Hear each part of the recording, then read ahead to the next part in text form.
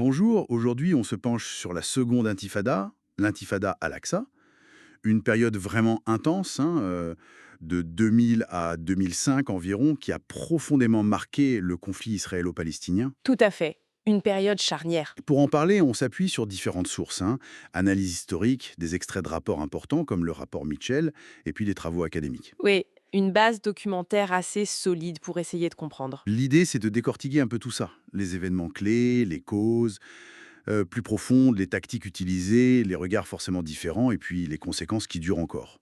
Bon, alors, déballons tout ça. Si on cherche le déclencheur immédiat, on cite souvent la visite d'Ariel Sharon. Il était chef de l'opposition à l'époque.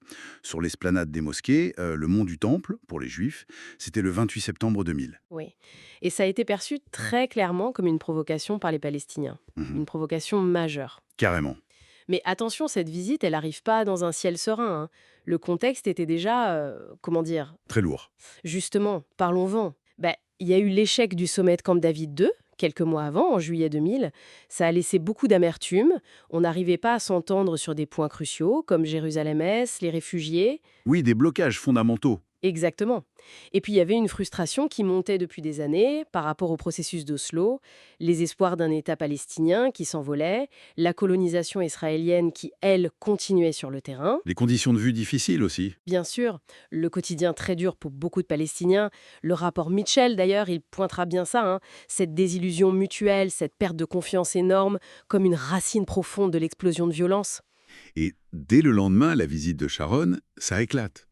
Manifestation palestinienne. Répression israélienne forte, oui. On a tous en tête certaines images très fortes qui ont circulé, comme celle du jeune Mohamed Al-Doura.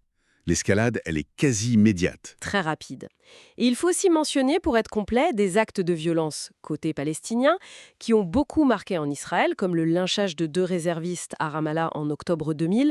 Ça a été un choc terrible. Oui, c'est vrai. Alors, ce qui frappe dans cette seconde intifada, c'est la différence avec la première. On n'est plus dans les jets de pierre, principalement. Non, là, il y a un usage généralisé des armes à feu côté palestinien. Et surtout, Surtout, oui, la campagne d'attentats suicides, très meurtrière, visant des civils en Israël, menée par des groupes comme le Hamas, le djihad islamique. On se souvient de l'attentat du Dolphinarium à Tel Aviv. ou de l'hôtel Park à Netanya, pendant la Pâque juive. Terrible. Voilà. Et les affrontements eux-mêmes, ils se déplacent. Ils sont beaucoup aux lisières, comme on dit, des zones autonomes palestiniennes et près des colonies israéliennes. Et face à ça, la réponse israélienne, surtout après l'élection de Sharon comme Premier ministre en 2001, Elle est massivement militaire. on pense à l'opération Rempart en Cisjordanie au printemps 2002. Avec la bataille de Jénine, très controversée. Oui. L'armée réoccupe des villes palestiniennes qui étaient sous contrôle de l'autorité palestinienne, impose des bouclages qui paralysent tout. Il y a aussi des destructions d'infrastructures, de maisons. Et puis, c'est le début de la construction du fameux mur de séparation. Exactement. Et en parallèle, Israël systématise une autre tactique, la politique des assassinats ciblés. Ah oui, visant des leaders ou des activistes palestiniens. Salah Shehadeh, Raad Karmi. Par exemple. Alors, l'efficacité de cette politique, elle est très débattue, hein. Certains en Israël disent que ça a permis de réduire les attentats. D'autres experts pensent que c'est plutôt le mur ou les arrestations massives ou d'autres facteurs qui ont joué. Et puis, il y a la question de la légalité, de la morale. Bien sûr, c'est très contesté. Qualifié d'exécution extrajudiciaire, critiqué pour les dommages collatéraux, les civils tués lors de ces opérations. Et il y a même des analyses qui suggèrent que ça a pu être contre-productif. Comment ça? Mais par exemple, l'assassinat de Raad Karmi, un chef local du Fatah, début 2002, certains disent que ça a contribué à pousser une partie du Fatah, qui était plus réticente au départ, vers la stratégie des attentats suicides, donc l'effet inverse de celui recherché potentiellement. D'accord. Donc, si l'efficacité directe de ces assassinats est discutée, qu'est-ce qui explique alors la baisse des attentats qu'on observe plus tard? En fait, c'est probablement une combinaison de choses. Le mur, qui progresse, rend physiquement plus difficile de passer de Cisjordanie en Israël. Les grandes opérations militaires comme Rempart ont démantelé pas mal de réseaux, beaucoup d'arrestations. Oui. Il y a peut-être aussi des changements de stratégie côté palestinien ou simplement un épuisement après des années de confrontation très très dures.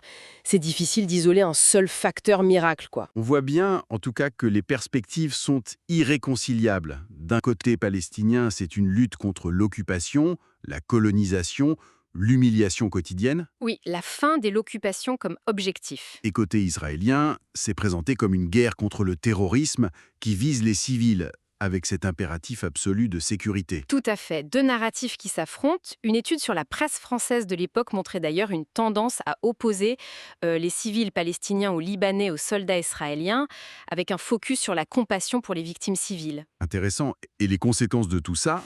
Elles sont énormes. Ah oui, profondes et multiples. D'abord, humaines, évidemment. Le bilan est très lourd.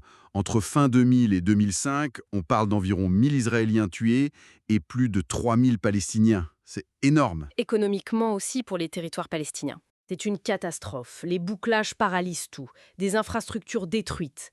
Le chômage, la pauvreté qui explose. Une dépendance accrue à l'aide internationale.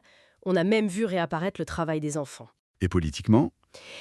L'Intifada coïncide avec l'élection de Sharon en Israël. Elle affaiblit considérablement l'autorité palestinienne d'Arafat.